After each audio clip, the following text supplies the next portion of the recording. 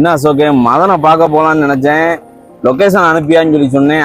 அவன் அனுப்பின லொகேஷனை பார்த்தா காட்டுக்குள்ள இருக்கிற மாதிரில இருக்கு. பாதையே ஒரே திகிடு மூடாலப்பா இருக்கு. வந்தேன்டா பால்கார ஒரு ஆள் யாரோ வர்ற மாதிரி இருக்கு. யாரு ஆளு பார்த்தா டீசெண்டா இருக்க மாதிரி இருக்கு. மண்டை கட்டு ஒரு வடியால இருக்கு. ஏய், நம்ம மதன் தாயா? என்ன மதனே, கடைசியில காட்டுக்குள்ள வர வச்சுட்டீங்க நம்மள. எங்க சொல்லி கூப்பிட்டேன்? டீ சாப்பிட போவோம்னு சொன்னீங்க. டீக்கு முக்கியமான பொருள் பால் எங்க இருந்து வருது? அதுக்காக இங்க தானே நம்மளை கூப்பிட்டு வரணும்? அண்ணே, டீ கடைக்கு பால் குடுக்கறது இருக்கு பாருங்க. இது அங்கவை, இது சங்கவை. இந்த ரெண்டு டர்ன் தான் பால் வருது. நீங்க டீ குடிக்க டீ பாய் கடைக்கு இங்க அங்கவை, இங்க சங்கவை, அங்க பொங்கவை. அப்படியா? ஒண்ணுன்னு உங்களுக்கு ஒரு ஆள் அறிமுகப்படுத்துறீங்க வாங்க. அந்த படத்துக்காக பார்த்தாங்களா?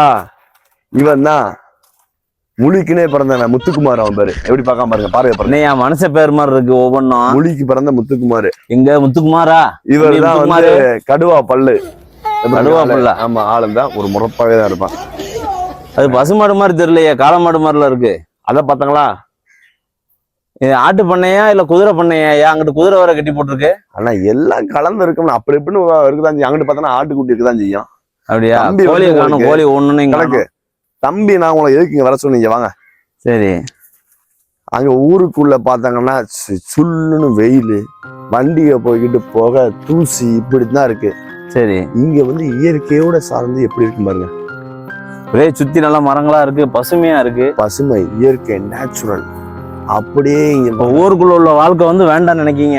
தேவையே இல்லை. நான் ஊருக்குள்ள வரவே மாட்டேன். நான் வந்து இங்க காட்டுக்குள்ள இருக்க போறேன். இதுதான் என்னுடைய வாழ்க்கை. இதைத்தான் நான் விரும்புறேன். இப்போ ஊருக்குள்ளவங்களுடைய வாழ்க்கைலாம் எப்படி இருக்கு மதனே? ஒன்னும் 4 வருஷத்துல எல்லாம் பார்த்தாலும் ஆஸ்மா வந்து செத்துருவான். அப்படித்தான் இருக்கு. அந்த அளவுக்கு தான் ஓடிட்டு இருக்கு. இங்க இப்ப இருக்காங்க பார்த்தோம்னா யார் யார் இருக்கா? யாரு? 15 பேர் இருக்காங்க. 15, 20, 30 பேர் இருக்காங்க. 30 உருப்படி இருக்கு. 30 உருப்படி. இவங்களுக்கு ஃபுல்லா மெயினானது இந்த இருக்கு வருது. இது என்னது? மூடி வச்சிருக்கீங்க அண்ணே. வைக்கல வைக்க புல். இதுதான் மெயின். சாப்பிட்றதுக்கு அல்வாடு இருக்கும். எப்பா நடந்து நடந்து காலெல்லாம் வலிச்சுப்பா. கொஞ்ச நேரம் உட்காருவோம். உட்காருங்க. இந்த விரியப்பா. அதாவது நீங்க வந்து சாதாரணமா நினைக்க கூடாதுண்ணே. இயற்கையோட சார்ந்து இயற்கையா நம்ம இருக்கணும்ண்ணே எப்பயுமே. இந்த லைஃப் வேறண்ணே. இது வந்து உங்களுக்கு வந்து கிடைக்காது. நீங்க என்னதான் பணம் கொடுத்தாலும் கிடைக்காது. இந்த லைஃப் கிடைக்காது. இங்க பாருங்க, இந்த ஒரு மரத்தை வெட்டுறதுக்கு மனசு நம்மளுக்கு வராது. ஆனா நம்ம ஊருக்குள்ள நம்ம வீட்டுக்கிட்ட ஒரு மரத்தை வெட்டி போட்டுறோம். இயற்கையை அழிச்சுக்கிட்டு இருக்காங்க இங்க. இது வந்து நான் என்னை விடுங்க, நான் வாட்டுக்கு எனக்குள்ள இப்படி படுப்பேன். உங்களால ஊருக்குள்ள படுக்க முடியுமா? அப்படி படுக்க முடியாது. என் வீட்டுக்கு மேல படுத்துக்கு எஞ்சி போனா தண்ணியை கொழி ஊற்றிடுவாங்க. நான் எங்க வேணா காட்டுக்குள்ள எனக்கு படுப்பேன். இயற்கையோட இயற்கையா இருக்கத்தான் ஆசைப்படுறேன். இதை விட்டுட்டு ஊருக்குள்ள வாழ்றவன் போனா சண்டை ஓட்டு கிடக்காங்க. ஆமா, எவனுக்கு வந்து ஒரு நல்ல எண்ணம் இருக்கு, புத்தி, அவனுக்கு நல்ல புத்தி இருக்கு, துரோகம், எவனுக்கு பார்த்தாலும் கெடுதல், வீட்டுல பக்கத்துல சண்டை காடிச்சுதான் அடி சண்டை காடாதான் ஓடிட்டு இருக்கு. இந்த 5 அறிவுல ஜீவன் இந்த இருக்குல்ல, அது வாட்டுக்கு இருக்கும்.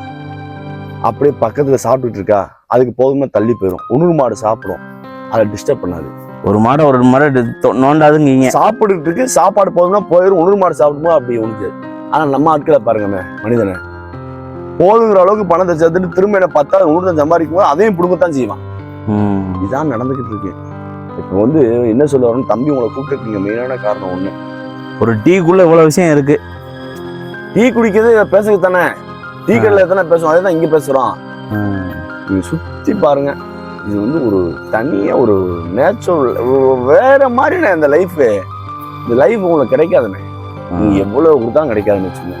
இயற்கையோட வாழணும் முடிவு பண்ணி சென்னையில இருந்த ஆளு இதெல்லாம் உங்களுக்கு புதுசா ஒரு எப்படி சொல்ற கனவு மாதிரி இருக்கும். நீங்க நம்ப மாட்டாங்க. எல்லா இடத்துலயும் அப்படித்தான் இருப்பாப்ல, வேற ஒண்ணும் இல்ல.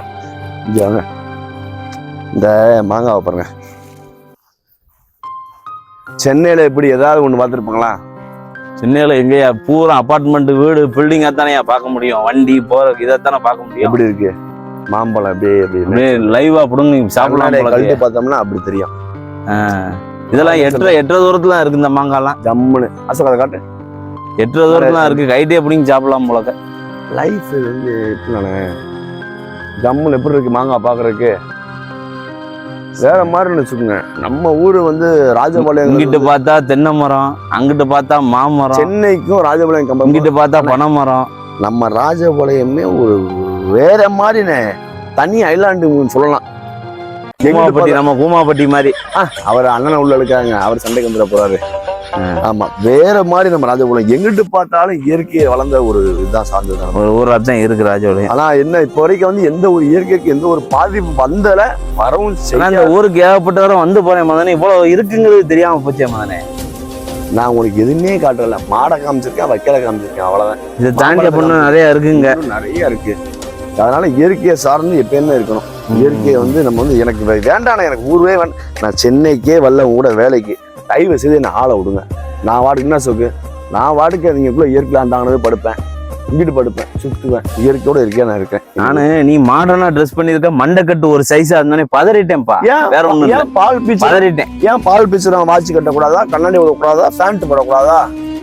இல்ல பால் பீச்சுறோம்னாலே ஒரு மண்டைக்கட்டு, ஒரு பழைய கைலி, இப்படித்தானே நம்ம ஊர் உலகம் நம்ம காமிச்சிருக்கு இவ்வளவு நாளா. இல்ல கொஞ்சம் இருங்க, நான் திரும்ப போய் ஒரு துண்டை போட்டு இந்த வேஷ்டியை நான் கெட்டி நான் வரேன். அப்ப பால்காரன் நம்புங்களா இல்லையா? இப்ப உள்ள பால்காரன் அப்ப இப்படித்தான் மாறுறாங்கிறத நீ காட்டுற. நாங்க அதுக்கடுத்து கேப் போடுவோம், வித்தியாசமான கெட்டப் நாங்க போடுவோம், பிரிண்டட் ஷர்ட் போடுவோம், பேண்ட் பிரிண்டட் போடுவோம், பேகி போடுவோம், மாம் ஃபிட் போடுவோம். ஆனா பால் கறக்குறத கைவிட மாட்டீங்க என்னைக்கும். பரவாயில்ல அண்ணா, அதுதான் வந்து நான் வந்து அதாவது எப்படி சொல்ல வரோம்னா, உயிர் மூச்சு அதான் உழைப்பாளி. உழைப்பாளித்தனம், அதாவது நீங்க வந்து ஒரு கம்பெனில ஒர்க் பண்றீங்க, சரி சரி, நீங்க உங்களுக்கு வந்து உழைப்பாளித்தனம் கிடையாது, எங்களை மாதிரி ஆட்களுக்கு தான் உழைப்பாளித்தனம். என்ன சொக்கு, எங்களுக்கு தான் 100ல ஒரு வார்த்தையா, எங்களுக்கு தான் உழைப்பாளி. அதுக்காக ஐடி கம்பெனில ஒர்க் பண்றாங்க, 1 லட்சம் சம்பளம் வாங்குறாங்க, நான் உழைப்பாளி, இந்தாடா சாக்லேட் கொடுக்கறதுக்கு ஒரு அர்த்தம் கிடையாது, நாங்க தான் கொடுப்போம். சரி சரி சரி, இவ்வளவு பண்ணி என்ன செய்ய, பாலை மட்டமா நடக்குது. சரிம்மான்னு ஒரு டீயாவது சாப்பிடுவோம்லாம் பேசிட்டோம். ஓமா ஓமா.